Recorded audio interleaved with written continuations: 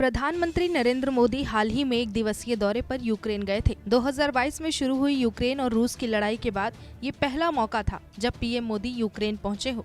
हालांकि यूक्रेन में पीएम मोदी के जोरदार स्वागत के साथ जेलेंस्की और मोदी के बीच कई बातें हुई, लेकिन इसी बीच जेलेंस्की ने एक खुलासा भी किया।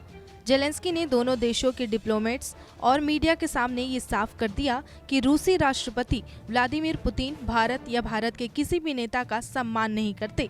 साथ ही जेलेंस्की ने रूस और यूक्रेन के बीच चल रहे युद्ध पर भारत की भूमिका का जिक्र करते हुए कहा,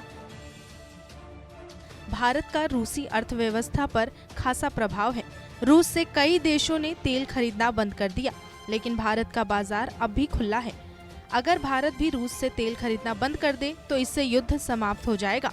साथ ही उन्होंने कहा कि पिछले महीने प्रधानमंत्री नरेंद्र मोदी की मॉस्को यात्रा की शुरुआत के साथ ही यूक्रेन के सबसे बड़े बच्चों के अस्पताल पर रूस द्वारा किए गए हमले से ये स्पष्ट हो गया कि राष्ट्रपति व्लादिमीर पुतिन भारत या उसके नेता का सम्मान नहीं करते।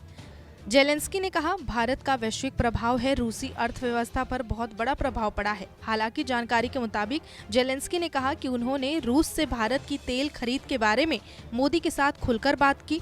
इससे रूस को अरबों डॉलर की आय हो रही है, जो रूस की सेना को वित्त पोषित करने में मदद करेगी।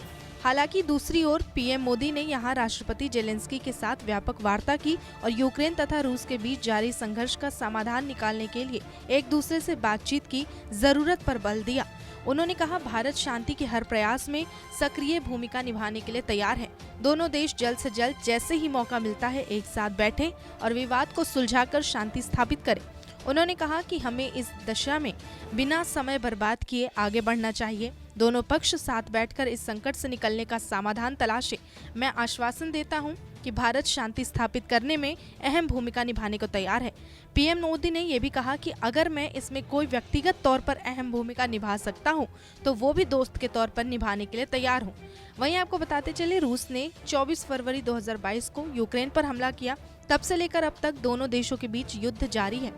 फरवरी 2022 में रूस द्वारा यूक्रेन पर हमला किए जाने के बाद पश्चिमी देशों ने रूस पर आर्थिक प्रतिबंध लगा दिया था। नमस्कार, मैं हूं मानक गुप्ता। अगर आपको हमारा ये वीडियो पसंद आया हो तो इसे लाइक और शेयर जरूर करें, और हाँ, हमें सब्सक्राइब और फॉलो करना ना भूलें ताकि आप देश और दुनिया की कोई खबर मिस ना करें।